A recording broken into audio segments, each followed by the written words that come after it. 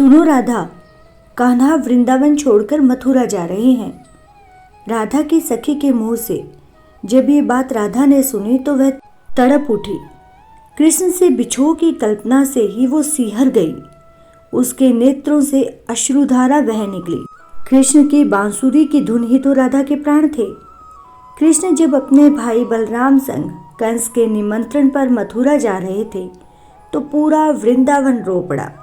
राधा के लिए तो जैसे सब कुछ खत्म होने जैसा था। वो कृष्ण से दूर नहीं रह सकती थी। उसकी आंखों में आंसू जम गए थे। इस दुनिया में सबसे भयावह होता है अपने प्रेम को विदा करना, और जब किसी का प्रेम विदा होता है तो फिर कुछ शेष नहीं बचता। यही हालत राधा की भी थी। वे बार बार कृष्ण से न जाने की प्रार्थना करती रही, पर कृष्ण कर्तव्य पथ पर अग्रसर थे। वो बस इतना ही कह पाए, मैं वापस लौट कर आऊँगा राधिके। पर कृष्ण कभी नहीं लौटे। मथुरा में वो एक ऐसे संघर्ष में उलझ कर रह गए कि उनसे वापस लौटना नहीं हुआ कभी भी।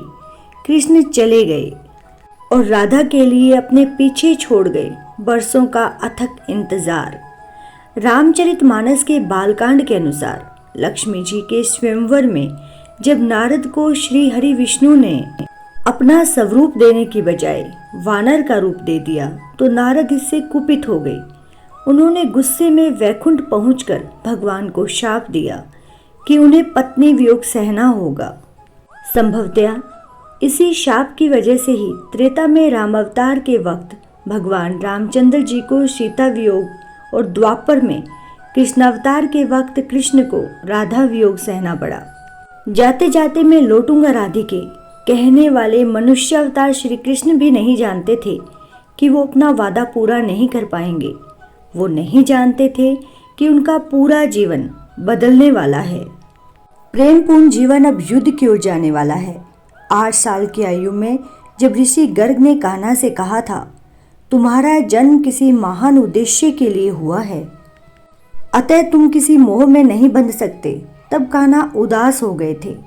ये कसक उनके मन में आजीवन रही। पर नियति को बदलना सिर्फ परमेश्वर के हाथ में है, मगर परमेश्वर भी अपने निज स्वार्थ के लिए होनी को परिवर्तित नहीं कर सकते। होनी बदली भी नहीं। खैर, वही हुआ जो होना था। कान्हा का राधा से विछोह भी हुआ और कान्हा का जीवन भी बदला। पर कृष्ण कभी न लौटे। मथुरा को अपनी कर्मस्थली बनाने वाले कृष्ण ने बाद में रुक्मिणी जी से विवाह कर लिया और द्वारिका में अपनी जिंदगी बसा ली। उधर राधा जी का भी विवाह हो गया और वो पूरी ईमानदारी से अपना दाम्पत्य जीवन निभाने लगी। पर प्रेम का सबसे विस्मयकारी स्वरूप उसकी अंतिम मगर विचित्र अवस्था ही है। दैहिक रूप से अगर कोई किसी को सौंप भी दे तो भी मन की अवस्था हरदम ही अपने प्रियतम को पुकारती रहती है। यही हाल राधा जी का भी था। जब राधा वृद्धावस्था में पहुंची तब उनके मन में श्री कृष्ण को देखने की आस जगी। सारे कर्तव्यों से मुक्ति पाकर राधा आखिरी बार अपने प्रियतम से मिलने पहुंची। जब वे मिलने गई तो कृष्ण उन्हें देखकर बहुत खुश हुए। दोनों ने संकेतों की भाषा में अपने जी का हाल एक दूजे को कहा। मानसिक संवाद गढ़े गए, वादे याद दिलाए गए, स्नेह के वशीभूत एक दूजे को उल्हाने भी दिए गए। कहते हैं कि राधा जी के अनुरोध पर ही कृष्ण ने उन्हें महल में देविका के पद पर नियुक्त कर दिया।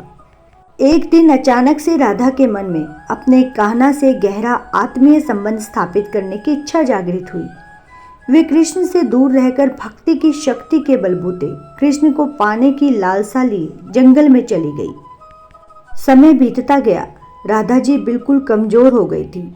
श्री कृष्ण अंतर्यामी थे, वे सब जानते थे। आखिरी समय में श्री कृष्ण राधा जी के पास पहुंचे और अपनी राधा से कुछ मांगने को कहा। राधा ने इनकार कर दिया।